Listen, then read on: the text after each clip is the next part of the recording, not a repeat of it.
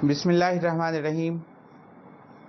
ناظرین، آج ہم گولکنڈہ کی ریاست کی ادبی خدمات کا ذکر کریں گے۔ گولکنڈہ کی ریاست میں قطب شاہی حکومت قائم ہوئی اور سلطان قلی اس کا پہلا بادشاہ تھا۔ سلطان قلی اویس قلی کا بیٹا تھا اور بہمنی سلطنت کے زوال کے ساتھ انہوں نے 1518 میں یعنی قلی شاہ نے 1518 میں اپنی آزاد حکومت کا اعلان کر دیا۔ گولکنڈہ کو محمد نگر کا نام دیا اور اسے اپنا پایہ تخت بنایا۔ شروع میں قطب شاہی حکمران اپنی جو اسٹیٹ ہے، اپنی ریاست کے استحکام کے لیے برسر پیکار رہے اور اس کے بعد وہاں پہ ادب کو بھی رواج ہوا اور ادب تخلیق ہونے لگا۔ قطب شاہی سلطنت کم و بیش 180 سال تک سرزمین دکن پر قائم رہی اور اورنگزیب نے ابو الحسن تانا شاہ کے رویے کے خلاف سن 1487 میں گولکنڈہ پر حملہ کر کے اسے فتح کر لیا۔ گولکنڈہ کی اس فتح کے بعد بہمنی سلطنت کا آخری نشان بھی مٹ گیا۔ اس کو ادب کے حوالے سے ہم 3 ادوار میں تقسیم کر سکتے ہیں۔ ابتدائی کاوشیں جو 1508 سے 1580 کے درمیان ہوئیں، اور پھر عروج کا زمانہ جو 1580 سے 1682 تک جاتا ہے، اور پھر دور انتشار جو 1682 سے شروع ہو کر 1687 پر ختم ہوتا ہے۔ ناظرین، یہ تیسرا دور اس میں انتشار کا دور ہے، زوال کا دور ہے، افراتفری کا دور ہے، نفسا نفسی کا دور ہے، اس لیے اس میں کوئی خاص ادب تخلیق نہیں ہوا۔ ہم پہلے 2 ادوار کا تذکرہ کرتے ہیں کہ پہلے دو ادوار میں جو ادب کے حوالے سے اور اردو زبان کے حوالے سے جو کاوشیں اور جو کوششیں ہوئیں ان کا تذکرہ یہاں پر کیا جائے گا۔ یہاں پر میں ناظرین آپ کو بتاتا چلوں، جیسے کہ پہلے بھی میں اپنی ہر ویڈیو میں یہ کہتا ہوں کہ آپ لوگ چیزیں نوٹ کر لیا کریں تاکہ وہ بعد ازاں بھی آپ کے کام آتی رہیں، اور ویڈیو کو آخر تک سننے اور پڑھنے میں بہت فرق ہوتا ہے۔ اس لیے آپ اس کو اگر ویڈیو کو سن لیں گے 1 دفعہ 2 دفعہ تو آپ کے ذہن نشین بھی ہو جائے گی۔ پہلے دور میں 4 بادشاہ، جن میں سلطان قلی پہلا بادشاہ، جمشید قلی، سبحان قلی اور ابراہیم قلی، یہ اپنی سلطنت کے استحکام میں مصروف رہے اور انتظام کی طرف ان کی زیادہ تر توجہ رہی، لیکن یہ تمام بادشاہ صاحب ذوق بھی تھے، اور خاص طور پہ ابراہیم کی کوششوں سے گولکنڈہ میں علمی اور ادبی فضا قائم ہوئی اور عوام اردو زبان و ادب میں دلچسپی لینے لگے۔ اس دور میں فارسی شعراء کو بھی فروغ حاصل ہوا، لیکن ابراہیم کے عہد میں اردو شعراء میں ملا خیالی، ملا فیروز اور سید محمود کے نام خاص طور پر قابل ذکر ہیں۔ دوسرے دور میں قطب شاہی سلطنت کا یہ جو دور ہے دوسرا، یہ بالخصوص صحیح معنوں میں اردو زبان و ادب کی ترویج کا دور ہے اور ترقی کا دور ہے، کیونکہ ابراہیم قطب شاہ نے بہت سے اہل علم و فضل کو یہاں پر جمع کر لیا تھا اور ان کی قدردانی کی تھی۔ علم و فضل والے لوگ ادھر ادھر سے دوسری جگہوں سے آ کر دکن میں آباد ہوئے اور جب ابراہیم قطب شاہ کی وفات ہوئی تو گولکنڈہ کو محمد قلی قطب شاہ جیسا حکمران نصیب ہوا۔ محمد قلی قطب شاہ کو پہلا صاحب دیوان شاعر بھی کہا جاتا ہے، اور اس کا دور کئی حوالوں سے بہت اہم ہے، اور اس میں ایک حوالہ اردو زبان و ادب کی ترقی اور ترویج ہے۔ اس کا دور پرامن دور تھا، خوشحال زمانہ تھا، بادشاہ خود شعر و شاعری کرتا تھا، اور آج تک کی معلوم تاریخ کے مطابق وہ پہلا صاحب دیوان شاعر ہے۔ بہت سے شعراء اس کے دربار سے وابستہ تھے۔ اب ہم جو اس دور کے اہم شعراء ہیں ان کا ذکر کرتے ہیں۔ پہلا شاعر تو محمد قلی قطب شاہ ہی ہے، جس کے بارے میں ابھی بتا چکا کہ پہلا صاحب دیوان شاعر ہے۔ محی الدین قادری زور، وہ اس کے بارے میں کہتے ہیں کہ وہ اردو زبان کا محسن اعظم ہے، اور انتظام سلطنت کے بعد اگر اس نے کسی چیز کی طرف توجہ دی تو وہ سخن ہی ہے، یعنی ادب، شعر و شاعری پر اس نے توجہ دی، اور اس نے شروع میں اردو زبان کی سرپرستی کی اور اسے اپنے جذبات و احساسات کے اظہار کا ذریعہ بنایا۔ قلی قطب شاہ نے اس دور میں رائج تقریباً ہر صنف سخن میں طبع آزمائی کی۔ اس نے غزل لکھی، مرثیے لکھے، اس نے قصیدے لکھے اور رباعیات لکھیں، گیت لکھے۔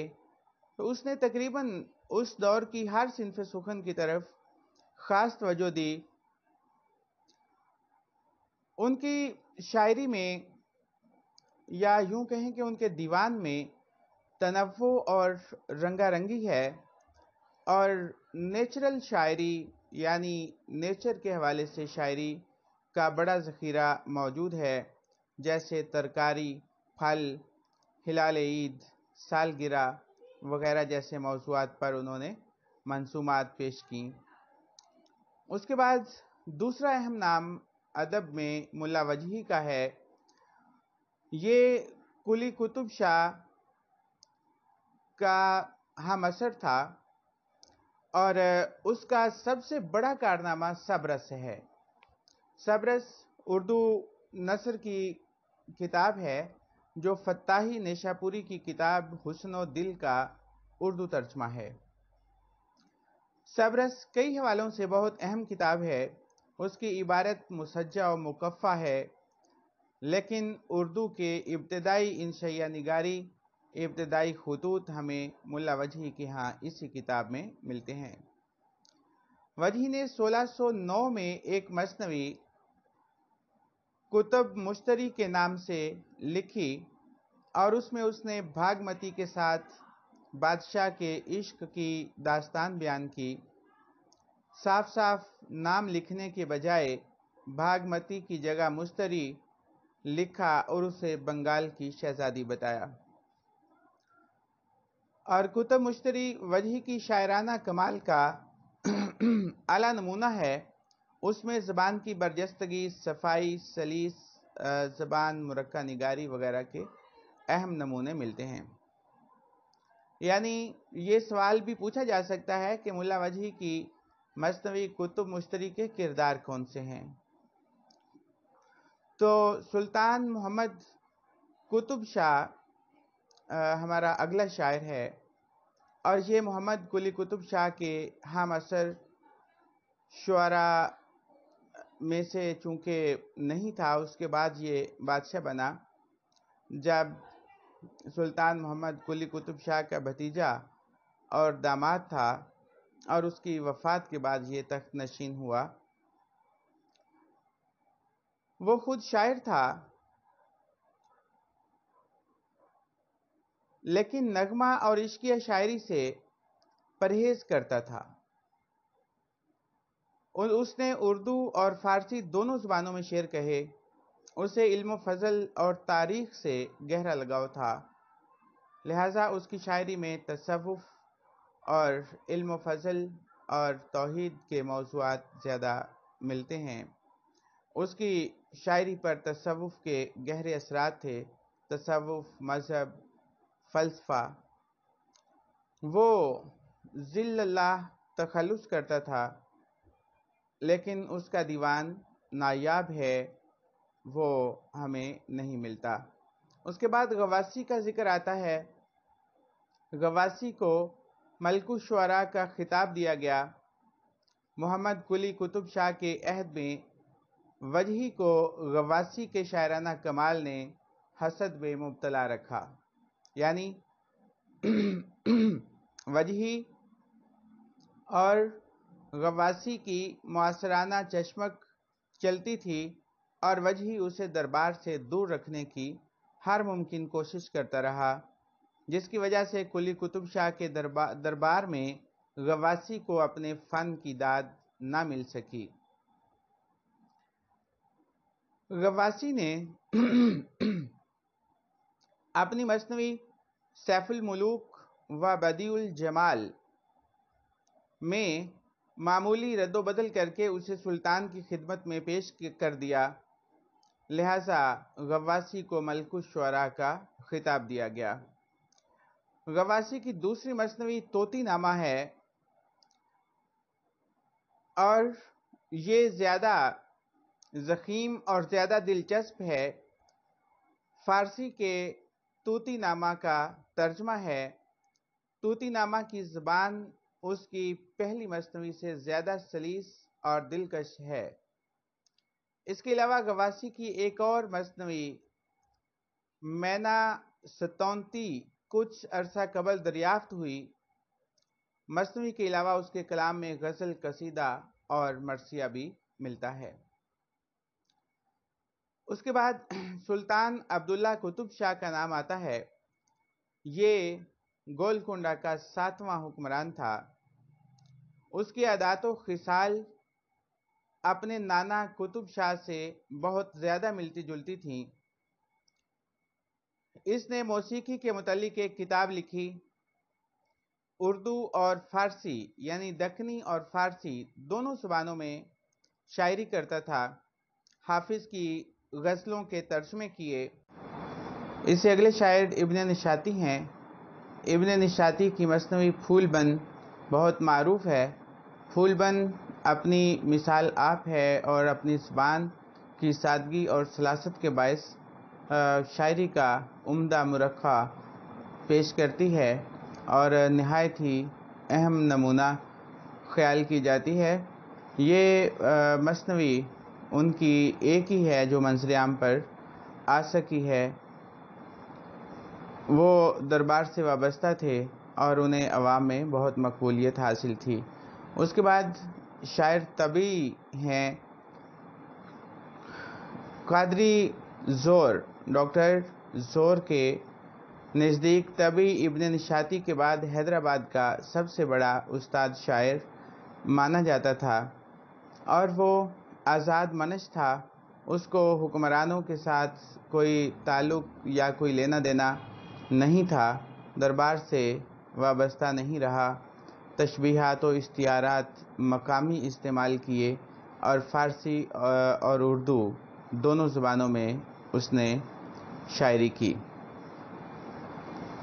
اس کی کوئی کتاب موجود نہیں ہے۔ اس کے بعد سب سے بڑا نام ولی دکنی کا ہے۔ ولی دکنی پر ہم الگ سے بھی بات کریں گے، لیکن اس کا مختصر سا تعارف یہاں بھی بتاتے چلیں کہ ان کا سن ولادت 1668 تسلیم کیا گیا ہے، لیکن اس میں بھی اختلافات موجود ہیں۔ ولی دکنی کی شاعری میں تصوف، یعنی اپنے دور کا ولی دکنی جدید شاعر تھا، اور ہم یہ کہہ سکتے ہیں کہ وہ کلاسیکی شاعری اور دکنی شاعری کی دہلیز پر، اس کے سنگم پر کھڑا ہے۔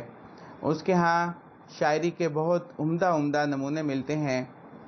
اس کی شاعری میں تصوف کے نمونے بھی ہیں، اور وہ جمال پرست شاعر کہلاتا ہے، محبوب کا سراپا نہایت عمدہ طریقے سے بیان کیا۔ اگر ہم تصوف کے حوالے سے بات کریں تو کہتے ہیں کہ حسن تھا عالم تجرید میں سب سوں آزاد۔ حسن تھا عالم تجرید میں سب سوں آزاد، طالب عشق ہوا صورت انسان میں آ۔ تو ان کے ہاں صرف خارجیت نہیں بلکہ داخلیت بھی ہے۔ ولی اس گوہر کان حیا کی کیا کہوں خوبی، میرے گھر اس طرح آوے ہے جیوں سینے میں راز آوے۔ اس کے بعد ہم اگلی ویڈیو ولی پر الگ سے بھی بنائیں گے۔ تب تک کے لیے اجازت، اللہ حافظ۔